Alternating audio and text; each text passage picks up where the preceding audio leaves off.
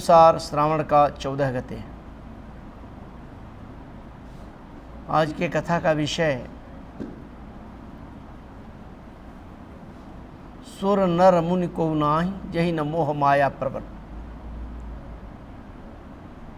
मनुष्य तो क्या है, बाकी जीव क्या है, देवता भी, भगवान के वाहन भी, ब्रह्मा भी, शिव भी भगवान की माया के वशीभूत हो जाते हैं।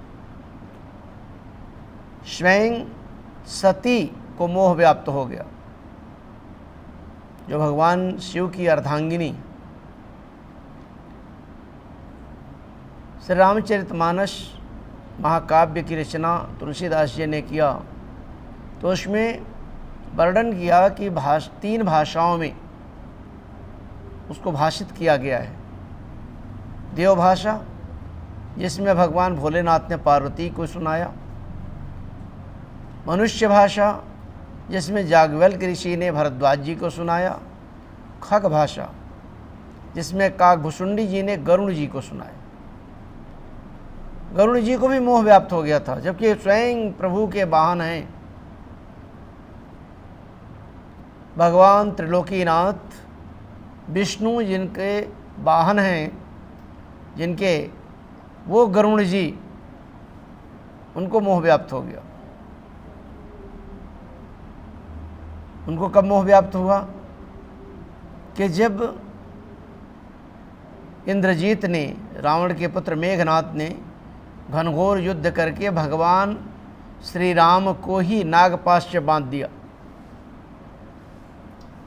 नागपाश में बांध दिया, नागों से बांध दिया। सांप जो है लपेट लिए भगवान को, और भगवान मूर्छित हो गए, गिर गए। तो नारद जी ने गरुड़ को भेजा, और गरुड़ आए और उन सांपों को तहस नहस करके भगवान को उसमें से निकाले। तो गरुड़ जी को मोह हो गया कि अगर ये परमात्मा हैं, भगवान विष्णु हैं, तो इनको नाग कैसे बांध सकता है, इनको नाग कैसे बांध सकता है। तो जब संशयात्मा विनश्यति, जब जिसके अंदर संशय आ जाता है तो उसको चैन नहीं आता है, भूख नहीं लगती है, नींद नहीं आती है। जो चिंतातुर होता है उसे भूख नहीं लगती, नींद नहीं लगती, सब कुछ हरण हो जाता है चिंता से। तो क्या किए, भगवान शिव के पास गए उनसे पूछने के लिए कि अगर वो परमात्मा है तो उनको नाग ने क्यों बांधा। तो भगवान भोलेनाथ कैलाश पर्वत से कुंभज ऋषि के पास जा रहे थे, तो उन्होंने कहा, मिले उ गरुण मार्ग महमोही, कवन भांति समझाऊं तो ही। हे गरुण, तुम रास्ते में मिल गए, और ये बड़ी कथा है, बहुत बड़ी चीज़ है, इसको इसे संक्षेप में नहीं समझा सकता। एक काम करो, तुम ब्रह्मा जी के पास चले जाओ, ब्रह्मा जी तुम्हें चतुरान पह जाओ खगेसा, चतुर्मुखी ब्रह्मा जो है वो तुम्हें समझाएंगे। गरुड़ जी ब्रह्मा जी के पास गए, तो ब्रह्मा जी ने कहा, मैं तुम्हारी शंका का समाधान नहीं कर सकता, मेरे पास शक्ति से बाहर है। खग जाने खगही की भाषा, पक्षी पक्षी की भाषा को अच्छी प्रकार समझता है, इसलिए आप जो है नीलगिरी पर्वत पर जाइए, वहाँ पर काकभुसुंडी जी भगवान की कथा सुनाते हैं, तो इस शंका का आप समाधान काकभुसुंडी जी करेंगे। अब काकभुसुंडी जी कौन है, कथा बड़ी लंबी हो जाएगी, लेकिन वो श्राप बस भोलेनाथ ने उनको श्राप दिया था कि 1000 जन्म होंगे। पहले तो बोल दे तुम अजगर हो जाओ, तो अजगर तो इसे 1000 वर्ष का उसका जीवन काल है। काकभुसुंडी जी ब्राह्मण बालक थे, शिव मंदिर में रहते थे, शिव जी की पूजा करते थे। गुरु जी जो है उनके थे, जैसे हमारे यहाँ सभी मूर्तियाँ हैं, शिव जी की भी है, भगवान विष्णु की भी है, राधा कृष्ण की है, दुर्गा जी की है, हनुमान जी की है, सबकी हम पूजा करते हैं। वैसे उनके गुरु जी सबकी पूजा करते थे। और वो जैसे मैं भी बताता हूँ और हर गुरु बताते हैं, हर ब्राह्मण बताता है, हर जानकार बताते हैं कि शिव ही विष्णु है, विष्णु ही शिव है। दोनों एक दूसरे की पूजा करते हैं, दोनों एक दूसरे को सम्मान देते हैं। तो वो उस बालक रूपी जो उनका शिष्य था, उसके समझ में नहीं आता था। क्या कहते हैं गुरु जी, एक दिन बड़ाई करते हैं कि शिव जी विष्णु भगवान की पूजा करते हैं, तो दूसरे दिन कहते हैं नहीं, विष्णु भगवान शिव जी की पूजा करते हैं। उसके अंदर भी संशय होता था। तो धीरे धीरे उसका संशय इतना बढ़ गया कि वो गुरु जी की बात मानना छोड़ दिया। और एक दिन वो अंदर शिव जी के मंदिर में, वो शिव को बहुत मानता था, तो शिव जी के मंदिर में बैठ कर के मंत्र जप रहा था। गुरु जी आए, गुरु आए अभिमान ते किन नहीं दीन प्रणाम। गुरु जी आए तो अभिमान अवश छोड़ो, इनकी तो बात ही अलग है, एक किनारे नहीं रहते हैं। उसने प्रणाम नहीं किया। गुरु जी को तो क्रोध नहीं आया, प्रणाम करो मत करो कोई बात नहीं, लेकिन भगवान भोलेनाथ को सहन नहीं हुआ कि गुरु का अपमान किया इसने। मंदिर माच भई नब्बानी हितवाक्यभिमानी, यद्यपि तो गुरु स्वल्प न क्रोधा, अति कृपाल चित सम्यक बोधा, तद श्राप मैं दई हूँ, तो वहीं बैठ रहो अजगर द्रोही। बोले तुम गुरु से द्रोह करता है, तुम अजगर हो जाओ, उठो ही नहीं यहाँ से। क्योंकि अजगर का शरीर बड़ा भारी होता है, वो हिलता डुलता नहीं है। वहीं आते हैं उसके भोज्य पदार्थ। मनुष्य भी जो हिलता डुलता नहीं है, कम हिलता डुलता, लोग बोलते हैं अजगर हो गया। तो गुरु जी को अब सहन नहीं हुआ। हाहाकार कीन गुरु सुन दारुण सो श्राप। गुरु जी ने जैसे ही सुना कि शिव जी ने ऐसा श्राप दे दिया इसको, मेरे शिष्य को, हाहाकार करने लगे, त्राहि माम, अनर्थ हो गया, अनर्थ हो गया, प्रभु कल्याण कीजिए। और फिर उसके बाद में रामचरितमानस में शिव जी का स्तोत्र है, नमामि शमीशान निर्वाण रूपम विभुम व्यापकम ब्रह्म वेद स्वरूपम निजम निर्गुणम निर्विकल्पम निरीहम चिदाकाशमाकाशवासम भजे। ये श्लोक उन्होंने स्तुति की भोलेनाथ की। भोलेनाथ प्रसन्न हुए, उन्होंने भोलेनाथ से प्रार्थना किया। गुरु जी ने, भोलेनाथ ने प्रसन्न होकर के कहा वरदान मांगो। बोले प्रभु अगर मुझे कुछ वरदान देते हैं तो इसके श्राप को जो है मिथ्या कर दीजिए, झूठा कर दीजिए। जो आपने श्राप दिया, आपका दिया हुआ ही है, इसे मिथ्या कर दीजिए। शिव जी ने कहा ये तो नहीं हो सकता, इसको श्राप दे दिया हूं तो दे दिया हूं, ये तो इसे लागू रहेगा। ठीक है, आपको इसके ऊपर इतनी दया आ रही है और आप पर कार्य के लिए अपने लिए कुछ नहीं मांग रहे हो, जबकि मैं साक्षात प्रकट हो गया हूं अपने शिष्य के लिए जिसने कि आपका अपमान किया है, उसके लिए आप कह रहे हो, तो मैं आपकी बात को सुनूंगा। ठीक है, इसका 1000 जन्म होगा तो ये अजगर, लेकिन जन्मत मरत दुसह दुख होई, इसके 1000 जन्म होंगे। जन्म होगा मृत्यु होगी, जन्म होगा मृत्यु होगी, जन्म होगा मृत्यु होगी, ऐसे इसके 1000 जन्म तो होंगे ही। उसके बाद भगवान अंतर ध्यान हो गए। ये उसके बाद में अजगर हो गया। अजगर होने के बाद फिर मरा, फिर और जोनियाँ जितनी भी होते रहा, बदलते रहा। फिर ब्राह्मण का पुत्र हुआ, फिर मनुष्य हुआ, फिर एक गुरु के पास, फिर वही मंदिर में रहने लगा। और वहाँ उसने क्या किया, गुरु जी से उत्तर प्रति उत्तर क्वेश्चन करता, वो उत्तर देते मानता ही नहीं, फिर क्वेश्चन करता, उत्तर देते मानता ही नहीं। गुरु जी को क्रोध आया, उन्होंने बोला जा कौवा हो जा, तू काँव काँव करते रहता। कौवा हो गया। तो कौवा होने के बाद ये क्या, कहाँ पैदा हुआ, अवधपुरी में, जहाँ भगवान राम अवतरित हुए थे। तो भगवान राम के साथ खेलता था, भगवान का जूठा खा लेता था, भगवान के साथ खेलता था, भगवान पकड़ने दौड़ते तो उड़ जाता था, फिर आता था उड़ जाता था। भगवान ने एक बार इतना बड़ा मुंह बनाया कि उसके अंदर समा गया। वहाँ उसने ब्रह्मा विष्णु महेश अनेकों पूरे विश्व को, पूरे ब्रह्मांड को देखा। फिर भगवान के शरीर से बाहर आया, तब उसने भोलेनाथ की तपस्या की फिर, और कहा प्रभु मैं कौवा ही रहना चाहता हूँ, क्योंकि इसी स्वरूप में मुझे आप प्रभु का दर्शन हुआ है। मत करो बेटा, इसको मत करो। प्रभु का दर्शन हुआ है, मैं इसी शरीर में रहना चाहता हूँ, मुझे अन्य शरीर अब मत चाहिए, अब मुझे मत देना, मेरा जो अब तक जन्म हो गया, अगर आप कृपा करते हैं, अनुग्रह करते हैं तो मैं जैसा हूँ वैसे ही रहने दीजिए। तो वो कौवे, क्योंकि कौवे के शरीर में भगवान का दर्शन हुआ, तो उसी शरीर में, और उनका फिर याददाश्त नहीं गया, कल्पांत तक उनका मृत्यु नहीं होती है, कल्प तक जीवित रहते हैं। कल्प मतलब चारों युग बीत जाते हैं, तब तक वो नहीं मरते हैं। तो वह नीलगिरी पर्वत पर भगवान राम की कथा कहते हैं, तो आप वहाँ जाओ, ब्रह्मा जी ने कहा गरुड़ जी से, और वो आपको समझा पाएंगे अच्छी प्रकार से।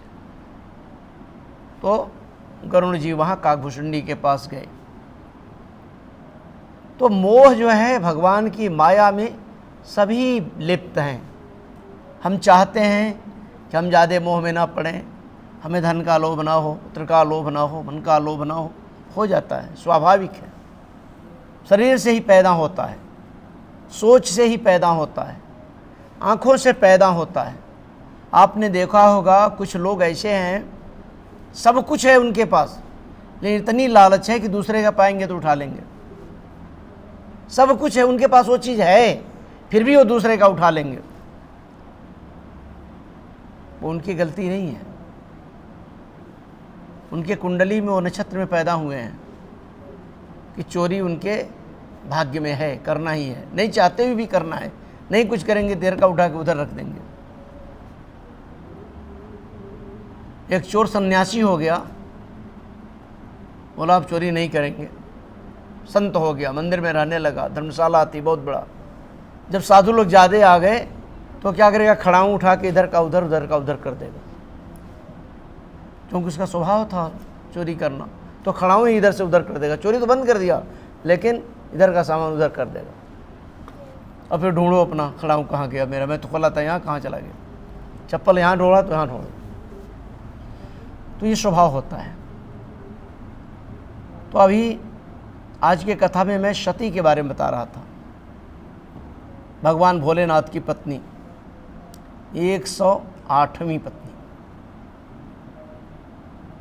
108 बार जन्म हुए पार्वती जी के, तो उसमें वो सती थी। भगवान भोलेनाथ उनको लेकर के कुंभज ऋषि के यहाँ गए। संग सती जगजैन भवानी, पूजे ऋषि अखिलेश्वर जानी। एक बार त्रेता जुग माही, शंभु गए कुंभज ऋषि पाही। संग सती जग जननी भवानी, पूजे ऋषि अखिलेश्वरी जानी। संग में सती जी थी, कुंभज ऋषि के पास गए, जो अगस्त ऋषि हैं, जिन्होंने समुद्र को ही पी लिया,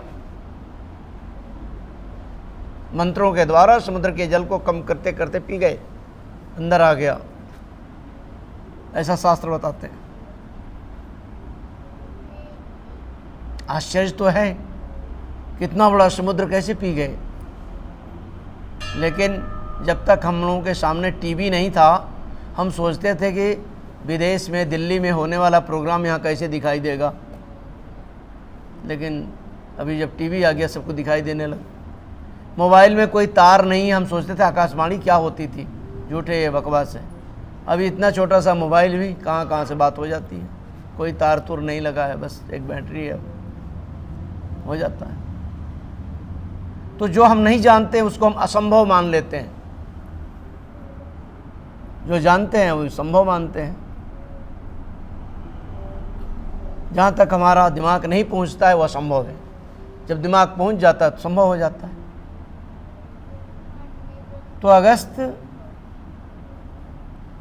अगस्त जी समुद्र पी गए, हम असंभव नहीं मानते, पी गए होंगे, होगी शक्ति, होगा सामर्थ्य। तो उनके पास राम कथा सुनने के लिए स्वयं सती को लेकर के शिव जी गए। और अगस्त ऋषि ने देखा कि स्वयं प्रभु आए हुए हैं, साथ में अखिलेश्वरी सती जी हैं। उन्होंने बड़ा उनका आदर सम्मान किया, आसन पर बैठा है, कथा सुनाए, मिले जुले, आपस में बातचीत हुआ। फिर वहाँ से भोलेनाथ सती को लेकर के वापस कैलाश जाने लगे। रास्ते में त्रेता युग था, भगवान राम का अवतार हुआ था, सीता जी का हरण हो गया था, राम और लक्ष्मण जंगल में घूम रहे थे, सीता जी को ढूंढ रहे थे, भगवान नरलीला कर रहे थे। इसलिए एक साधारण मनुष्य जिस तरह से व्याकुल होता है उसी तरह से व्याकुल थे। आतुर के रहत धिय रहत न चेतु, जो आर्त हो जाता है, जो बहुत दुखी हो जाता है, उसकी चेतना लुप्त हो जाती है, उसे सोचने समझने की शक्ति नहीं होती है। तो भगवान उसमें आर्त थे, पत्नी का हरण हो गया था। तो पशुओं से, पक्षियों से, पेड़ों से पूछते थे, हे खग मृग, हे मधुकर श्रेणी, तुम देखी सीता मृगनयनी। पशु पक्षियों से पूछते थे, पेड़ों से पूछते थे।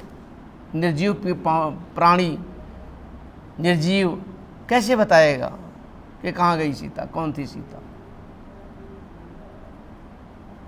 तो उनके इस विरह को देख करके सती के मन में, लेकिन भोलेनाथ ने देखा, कुसुमै जान किंच नारी, दूर से ही प्रणाम कर लिया, जय सच्चिदानंद। भोलेनाथ जानते थे कि भगवान विष्णु के अवतार स्वयं साक्षात हैं, लक्ष्मण शेषावतार लक्ष्मण जी के साथ घूम रहे हैं। तो उन्होंने जय सच्चिदानंद, जय प्रभु प्रणाम किया दूर से, नज़दीक नहीं गए। लेकिन सती को शक हो गया। सती ने कहा कि एक साधारण राजा के पुत्र को, राजपुत्र को, जो अपनी नारी के विरह में बन बन भटक रहा है, जिसको अपनी चेतना ही नहीं है, उसको इन्होंने जय सच्चिदानंद क्यों कहा। थोड़े दूर आए, उन्होंने भोलेनाथ से कहा, भोलेनाथ आपने सच्चिदानंद क्यों कहा इनको। तो भोलेनाथ बताए। बोले नहीं, मैं नहीं मानती। अगर वो सच्चिदानंद होते, तुमको पता होता कि हमारी पत्नी कहाँ है, और वो जगत जननी है, सीता लक्ष्मी का अवतार है, उसको कोई चुरा सकता है। भोलेनाथ कहे वो नर चरित्र कर रहे हैं, इस समाज को, लोगों को दिखाने के लिए कर रहे हैं, सब कुछ जो है उनके कहने के अनुसार हो रहा है। नहीं मानी। तो बोले जाओ पता कर लो तुम। बोले मैं परीक्षा लूँगा, अगर भगवान होंगे तो पता चल जाएगा। बोले ठीक है, मैं तब तक यहाँ बरगद के पेड़ के नीचे आराम करता हूँ, तुम जाओ परीक्षा लेके आ जाओ। सती जी ने सीता जी का रूप बनाया, और सीता जी का रूप बना करके जिस रास्ते से भगवान राम लक्ष्मण जा रहे थे, उसमें आगे आगे चलने लगी। लक्ष्मण दीख उमाकृत वेशा। लक्ष्मण जी ने भगवान राम से कहा, ये सती जी सीता जी का रूप क्यों बनाई। भगवान राम ने कहा, तुमको भी पता चल गया। बोले हाँ। तो भगवान राम ने उनको प्रणाम किया और बोले कि सती देवी आप कहाँ अकेले घूम रहे, भोलेनाथ कहाँ गए। तो उनको लज्जा हो गई कि अरे पहचान गए मुझे। तो बोले कि भोलेनाथ आगे बैठे हुए हैं, मैं इसे आ गई आपका दर्शन करने के लिए। उन्होंने प्रणाम किया। लेकिन जब वहाँ से आगे बढ़ी भोलेनाथ की ओर तो उनको चारों ओर ब्रह्मा, विष्णु, महेश, सीता, राम सभी दिखाई दे रहे हैं। भगवान ने ऐसी माया करी कि सती घबरा गई। अरे हजारों सीता, हजारों राम, हजारों विष्णु, हजारों शिव। तब उन्होंने कान पर हाथ रखा और जोर से, हे प्रभु, मैं बहुत बड़ी गलती, मुझे क्षमा करो। फिर भगवान ने माया दूर कर दी। वहाँ से आई प्रभु के पास, भोलेनाथ के पास। भोलेनाथ ने कहा, हो गया, आ गई पता लगा के? बोले हाँ। पता चल गया? बोले हाँ पता चल गया। बोले क्या परीक्षा लिया?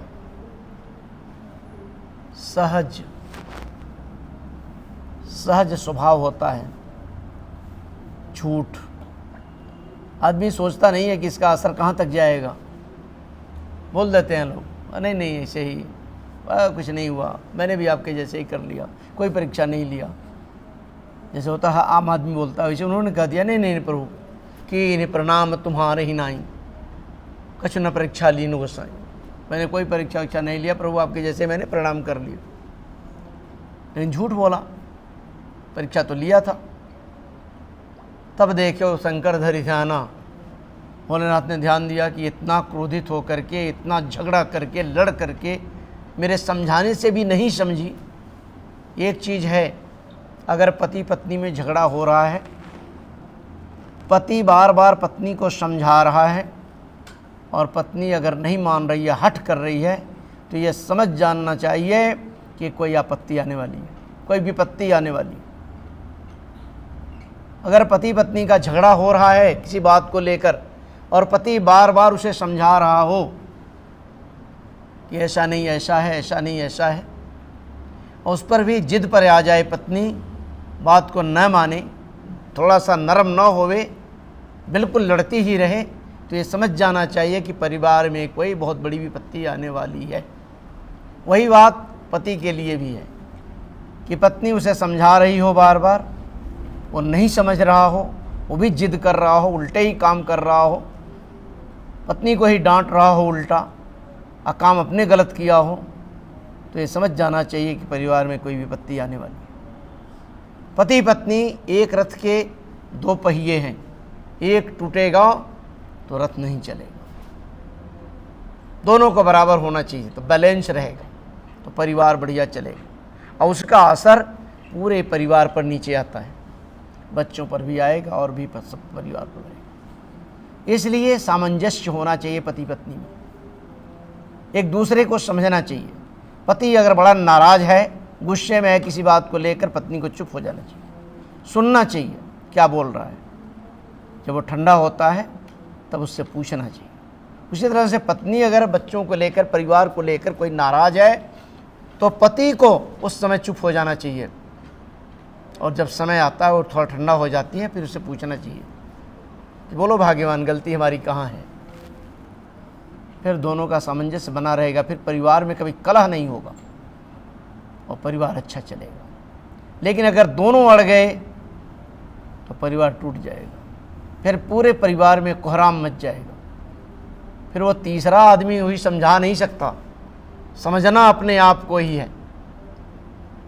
अगर आपके पास बर्तन नहीं है, कोई आपको कुछ देना चाहे तो आप किस में लेंगे?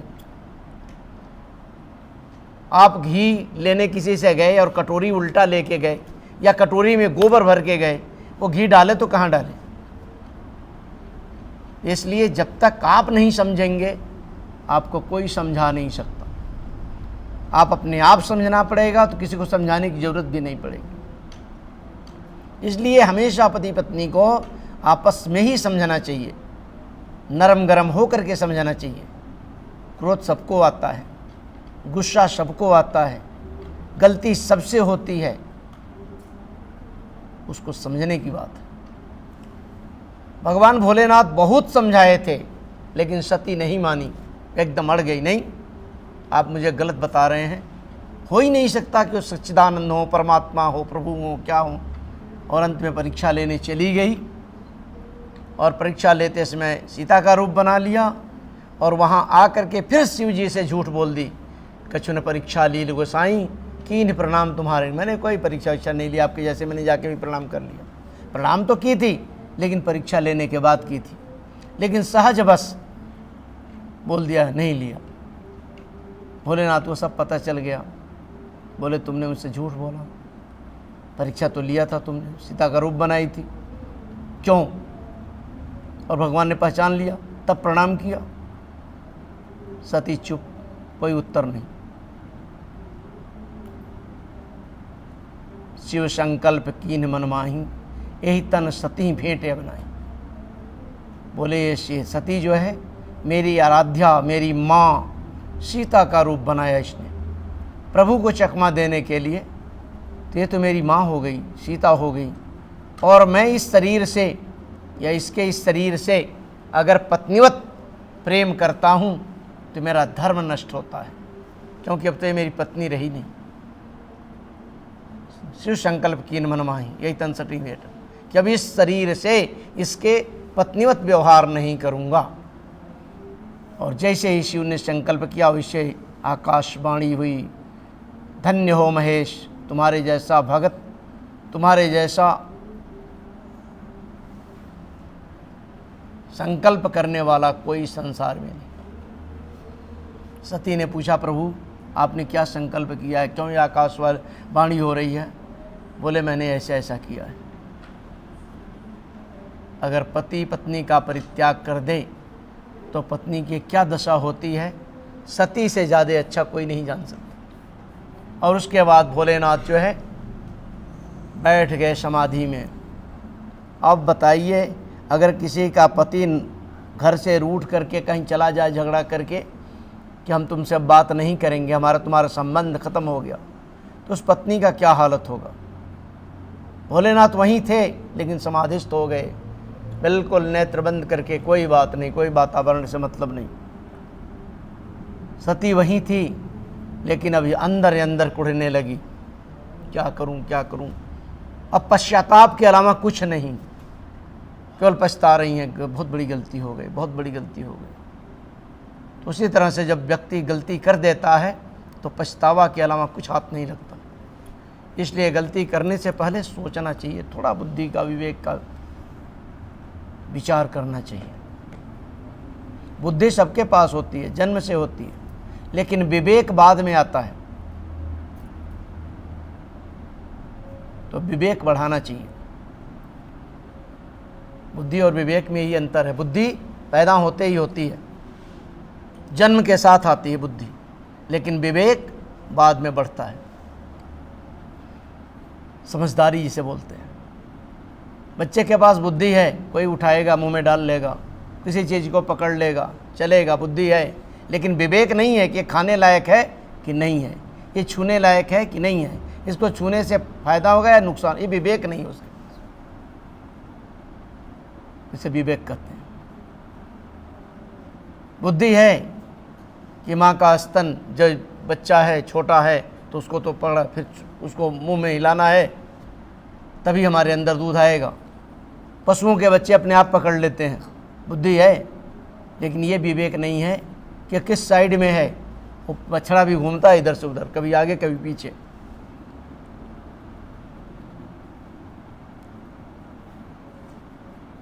भगवान भोलेनाथ समाधिस्थ हो गए। देवी अब मन ही मन पछताती है। बहुत दिनों के बाद भोलेनाथ की समाधि टूटी तो देखे कि सती चुपचाप बैठी हुई है। सती ने देखा कि भोलेनाथ की समाधि टूट गई है तो उनके पास आई, प्रणाम करके बैठ गई। लेकिन अब पत्नीवत व्यवहार नहीं रह गया भोलेनाथ का।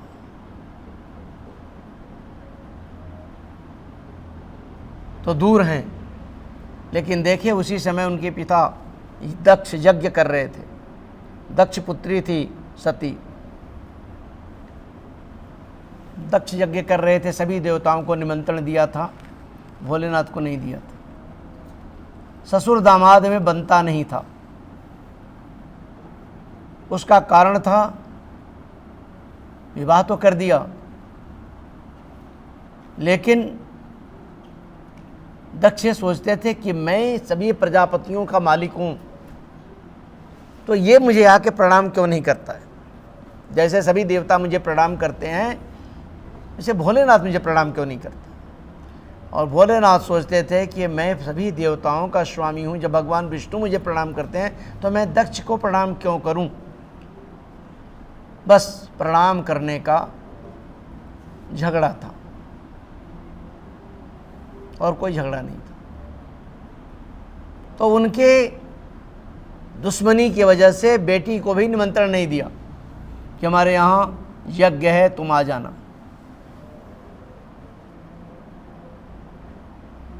धर्म कहता है मित्र के घर, पिता के घर बिना बुलाए भी जाया जाता है। पिता के घर और मित्र के घर बिना बुलाए जाया जाता है, लेकिन वहाँ भी आवत ही हर्षे नहीं, नैनन नहीं स्नेह, तुलसी तहाँ न जाइए कंचन बरसे में। आते ही खुशी ना हो, आँखों में प्रेम ना हो, आँखों में दुश्मनी हो, क्रोध हो, तो अगर सोने की बरसात हो रही हो तब भी वहाँ नहीं जाना चाहिए। चाहे जितना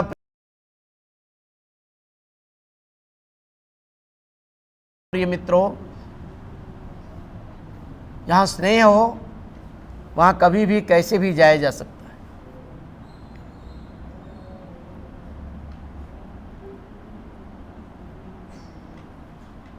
लेकिन सती, अब चूंकि पिता का घर है, माँ है, वहाँ बहनें हैं, यहाँ पति से भी अनबन चल रही है, तो चलो वहीं थोड़ा घूम के आ जाते हैं। उन्होंने शिव जी से पूछा कि ये सभी देवता कहाँ जा रहे हैं। शिव जी ने कहा तुम्हारे पिता यज्ञ कर रहे हैं, सभी देवताओं को बुलाए हैं, हमारे बैर तुमो बिसरायो, हमसे दुश्मनी रखते इसलिए तुमको भी छोड़ दिया। सती बोली अगर आपका आदेश हो तो मैं चली जाऊँ। भोलेनाथ ने कहा तुम्हें मेरे आदेश की कोई ज़रूरत नहीं है, तुम स्वतंत्र हो, जा सकती हो, लेकिन वहाँ जाना उचित नहीं है। जहाँ इज्जत न हो, जहाँ सम्मान न मिले, वहाँ जाना उचित नहीं है। फिर वहाँ सती ने ज़बरदस्ती की, क्योंकि माता का और पिता का जो प्यार है वो उनको उमड़ गया। बोले नहीं प्रभु आप भेज दीजिए, मुझे जाने दीजिए। 2 गण दे दिए और भेज दिए। और सती जो है दक्ष के यज्ञ में पहुंच गई। दक्ष के भय से किसी ने सम्मान नहीं किया, कोई मिला नहीं। भगिनी मिली बहुत मुस्काता, जो उनकी बाकी 9 बहनें थी वो सभी हंसते हुए मिली। अरे ये तो बिना बुलाए आ गई, ये अपने पगला को नहीं लाई, और बैल पर जो चढ़ता है नंगा रहता है, अकेले आ गई, बिना बुलाए आ गई। ऐसे करके बाने भी परिहास करने लगी। सादर मिली भले ही एक माता, माँ तो माँ होती है, उसके लिए लायक और नालायक संतान दोनों बराबर होते हैं। जितना भी दुष्ट पुत्र हो, पुत्र है उसका, उसको तकलीफ होती है उसके कष्ट होने से, चाहे भले वो माँ को कुछ समझता ना हो, लेकिन माँ को कष्ट होता है। तो माता जो है वो मिली प्रेम के साथ, आओ आओ बेटी, क्या कहूँ मैं, तुम्हारे पिता ने तुम्हें निमंत्रण नहीं भेजा, पता नहीं क्या दुश्मनी इन लोगों की है। सादर भले ही मिली एक माता, मगर माता जो है सादर प्रेम के साथ सती से मिली। बैठी, सती ने देखा वहाँ सबका स्वभाव सती के खिलाफ, उसके बाद यज्ञ मंडप में गई। जब सती यज्ञ मंडप में गई तो उन्हें बड़ा ग्लानि हुई और क्रोध आया कि वहाँ शिव जी का कहीं अंश नहीं था, शिव जी के लिए कहीं स्थान नहीं था। तब उनको बड़ा दुख हुआ कि हमारे एक पत्नी अपना अपमान सह सकती है, लेकिन अपने पति का अपमान नहीं सहन कर सकती। यही कारण हुआ, भले भगवान भोलेनाथ ने उनका परित्याग कर दिया था, लेकिन पति तो थे उनके, तो उनको वो अपमान बर्दाश्त नहीं हुआ।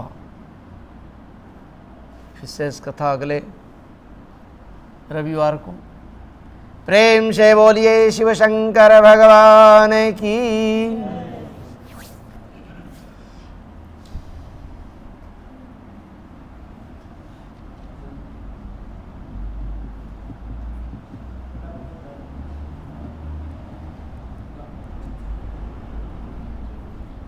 आज मोहन नहीं आए हैं, भजन के वही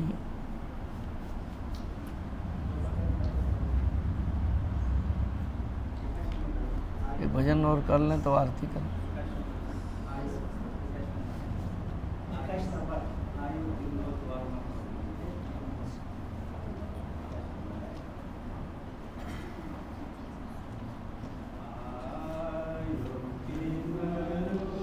द्वारम प्रभु जी की नायुति में, द्वारम प्रभु जी की नाति में आंदेना,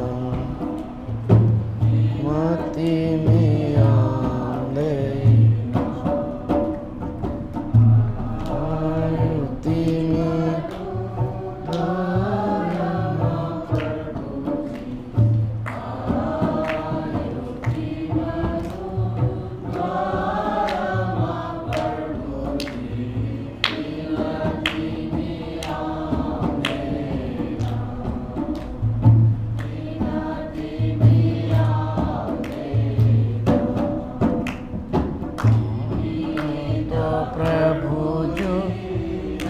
जगतपति, इन्हीं तो प्रभु जगतपति।